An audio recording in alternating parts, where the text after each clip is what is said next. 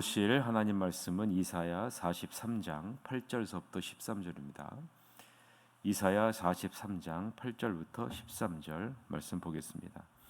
눈이 있어도 보지 못하고 귀가 있어도 듣지 못하는 백성을 이끌어내라. 열방은 모였으며 백성 민족들이 회집하였는데 그들 중에 누가 이 일을 알려주며 이전 일들을 우리에게 들려주겠느냐. 그들이 그들의 증인을 세워 자기들의 옳음을 나타내고 듣는 자들이 옳다고 말하게 하여 보라. 나 여호와가 말하노라. 너희는 나의 증인 나의 종으로 택함을 입었나니 이는 너희가 나를 알고 믿으며 내가 그인 줄 깨닫게 하려 함이라. 나의 전에 지음을 받은 신이 없었느니라. 나의 후에도 없으리라. 나 곧 나는 여호와라. 나 외에 구원자가 없느니라. 내가 알려주었으며 구원하였으며 보였고 너희 중에 다른 신이 없었나니 그러므로 너희는 나의 증인이요 나는 하나님이니라. 여호와의 말씀이니라. 과연 태초로부터 나는 그이니 내 손에서 건질 자가 없도다. 내가 행하리니 누가 막으리요. 아멘. 오늘은 나는 여호와 하나님의 증인이다. 나는 여호와 하나님의 증인이다 라는 제목으로 하나님 말씀을 보겠습니다. 하나님은 1절서부터 7절에서 이스라엘 백성들을 향한 변함없는 하나님의 사랑을 선포하셨고 장차 그들을 바벨론 포로에서 해방시켜 돌아오게 할 것을 약속하셨습니다. 오늘 본문에서는 하나님께서 열방과 민족들을 법정에 소환하고 이스라엘 백성들을 증인으로 세우시는 장면이 나타납니다. 그리고 이들로 하여금 자신이 유일한 구원자요 유일한 하나님임을 드러내시겠다라고 말씀합니다. 자, 오늘 본문을 보세요. 열방에 대한 증인으로 이스라엘 백성들을 호출하고 있는 장면이 8절이죠. 8절을 보면 눈이 있어도 보지 못하고 귀가 있어도 듣지 못하는 백성을 이끌어내라 라고 이렇게 말합니다. 자, 그런데 문제가 있습니다. 그것은 하나님이 유일한 구원자이시고 유일한 하나님이심을 증언해야 할 이스라엘 백성들이 눈이 있어도 보지 못하고 귀가 있어도 듣지 못하는 처지에 놓여 있다라는 거예요. 자, 하나님이 법정을 세우시고 모든 민족, 모든 열방을 다 불렀고 자기 자신이 유일한 하나님이고 유일한 구원자이심을 증인할 자들로 이스라엘 백성들을 세웠는데 이스라엘 백성들이 지금 눈이 있어도 보지 못하고 귀가 있어도 듣지 못한다라는 거죠. 하나님은 역사 속에서 자신이 목적하신 것을 반드시 이루시는 능력이 있으신 분이시고 이분을 증거해야 되는데 이분을 증거해야 될 이스라엘 백성들이 눈이 멀었고 귀가 멀었다라는 거예요. 보지 못하고 듣지도 못한다라는 것이죠. 여러분, 이 말의 의미가 무엇일까요? 보지도 못하고 듣지도 못한다. 진리의 말씀을 들어도 깨닫지 못하고요. 그 말씀에 순종도 하지 않는다라는 말이 보아도 보지 못하고요. 들어도 듣지 못한다라는 말의 의미입니다. 하나님의 말씀을 아무리 선포해도 자신의 생각과 판단이 진리라라고 여긴다라는 거예요. 그래서 하나님의 말씀대로 순종하는 것이 아니라 자신이 옳다고 생각하고 판단하는 것을 날마다 행하는 자리로 나아간다라는 거죠. 여러분, 이것이 무엇입니까? 이것이 죄 아닙니까? 옳고 그름의 판단의 기준이 하나님에게 있는 것이 아니라 나에게 있는 것. 이것이 바로 죄예요. 그리고 하나님의 말씀을 따라가는 것이 아니라 내가 생각한 대로, 내가 판단한 대로, 내가 옳다고 여기는 대로 말하고 따라가는 것이 이스라엘 백성들이요 바로 우리들의 모습이라라는 거죠. 자, 그러면 우리는 이렇게 생각할 필요가 있죠. 하나님의 증인으로서의 역할을 제대로 할 수 없는 패역한 이스라엘 백성들을 왜 하나님은 증인으로 세우실까? 왜 하나님이 이들을 빛의 사자로 세우실까? 여기서 우리는 하나님의 자신감을 느끼셔야 돼요. 하나님의 자신감이 느껴지셔야 합니다. 하나님은 비록 증인으로서 아무런 역할을 하지 못하는 이스라엘 백성들이 증인으로 선다 할지라도 하나님은 자신이 있는 거예요. 이 법정에서 이길 자신이 있는 겁니다. 인간이 만든 다른 신들과는 비교도 되지 않을 정도로 위대하신 분이 누구이신지를 분명히 하나님은 알고 있기 때문이죠.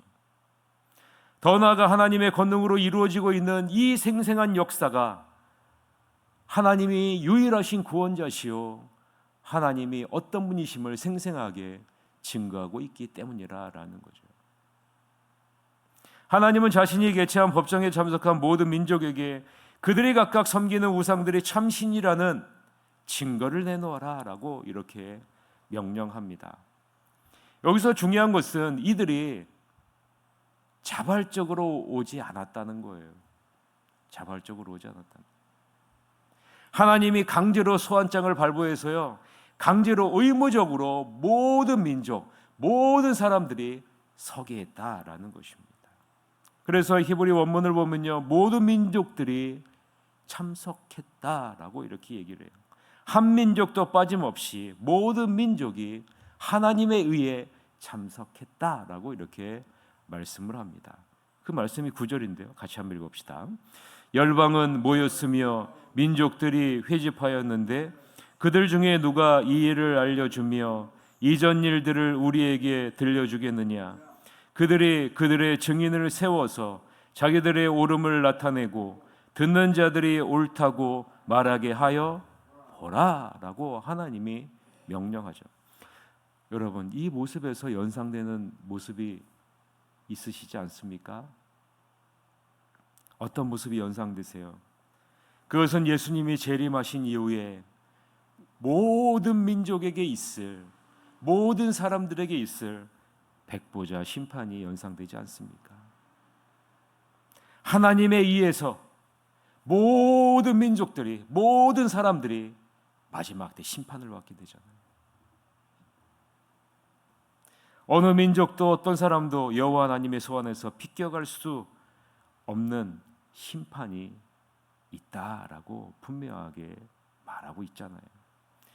그 내용이 요한계시록 20장에 나와요. 요한계시록 20장 11절에서 15절에 보면 잘 들어보세요. 또 내가 크고 흰 보좌와 그 위에 앉으신 이를 보니 땅과 하늘이 그 앞에서 피하여 간 데 없더라. 또 내가 보니 죽은 자들이 큰 자나 작은 자나 그 보좌 앞에 서 있는데 책들이 펴 있고 또 다른 책이 펴졌으니 곧 생명책이라. 죽은 자들이 자기 행위를 따라 책들에 기록된 대로 심판을 받으니 바다가 그 가운데에서 죽은 자들을 내주고 또 사망과 음부도 그 가운데서 죽은 자들을 내주며 각 사람이 자기의 행위대로 심판을 받고 사망과 음부도 불못에 던져지니 이것은 둘째 사망 곧 불못이라. 누구든지 생명책에 기록되지 못한 자는 불못에 던져지더라 라고 말씀하고 있잖아요. 마지막 때 이 백보자 심판이 모든 사람들에게 있을 것이다라고. 심지어 죽은 사람들 그 음부가 토해낸대. 그렇죠. 심판을 받고 와라. 모든 사람들이 하나님 앞에 가서요, 심판을 받게 될 것이다. 그런데요, 무엇으로 심판을 받아요? 자기가 행한 대로 심판을 받게 될 것이다. 하나님은 법정에서 다음과 같이 말씀합니다. 너희들이 섬기는 우상이 참신임을 한번 증거해봐라. 우상들이 예언하여 성취된 일이 있었느냐? 미래에 있을 일을 한번 이야기해봐라 라고 이렇게 말하는 거죠. 하나님은 직접 말씀하십니다. 내가 누구인지를 너희들이 깨닫게 할 것이다. 그 말씀이 오늘 본문 10절서부터 13절이에요. 같이 한번 읽읍시다. 나 여호와가 말하노라. 너희는 나의 증인, 나의 종으로 택함을 입었나니 이는 너희가 나를 알고 믿으며 내가 그인 줄 깨닫게 하려 함이라. 나의 전에 지음을 받은 신이 없었느니라. 나의 후에도 없으리라. 나 곧 나는 여호와라. 나 외에 구원자가 없느니라. 내가 알려주었으며 구원하였으며 보였고 너희 중에 다른 신이 없었나니 그러므로 너희는 나의 증인이요 나는 하나님이니라. 여호와의 말씀이니라. 과연 태초로부터 나는 그이니 내 손에서 건질 자가 없도다. 내가 행하리니 누가 막으리요? 라고 말하죠. 우리는 봐도 보지 못하고 들어도 듣지 못하는 내 중심적인 내가 하나님이 되어 살아가지만 하나님은 절대로 우리를 포기하지 않으시겠다라는 말씀 아니겠습니까? 우리를 향한 하나님의 계획을 하나님은 반드시 이루시는 분이시다라는 사실을 말씀하고 있는 것 아니겠습니까? 하나님만이 유일하신 참 하나님이심을 깨닫게 하겠다. 여호와밖에는 다른 신이 없음을 반드시 알게 하겠다라고 하나님이 선포하는 거예요. 여기서 우리는 하나님의 자신감을 느끼셔야 돼요. 나 자신을 보면 아무런 자신감이 느껴지지 않을지라도 나를 선택하여 부르신 여호와 하나님을 보시면서 날마다 자신감 있게 빛의 사자와 같이 증인으로서의 삶을 살아가야 돼요. 들어도 듣지 못하고 보아도 보지 못하는 죄 가운데 있지만 하나님은 이러한 나를 위해 대신 독생자 예수 그리스도를 보내셔서 대신 죽게 하셨잖아요. 그리고 대신 부활하게 하셔서 성령 하나님 우리에게 보내주셔서 너는 안 되지만 이전에 너의 모습이 십자가에 못 박혀 대신 죽고 내 안에 있는 성령 하나님으로 말미암아 너는 나의 증인의 삶을 살게 될 것이다 라고 말하고 있는 것 아니겠습니까? 실제로 하나님은 바벨론 유배와 페르시아 왕 고레스를 들어서 쓰시어 이스라엘 백성들이 예루살렘에 귀환할 것을 예언하시고 그것이 성취됨으로 이스라엘 백성들에게 깨닫게 하잖아요. 유일한 구원자가 누구인지 하나님이 어떤 분이신지를 알게 하시잖아요. 이사야 41장 4절을 한번 보세요.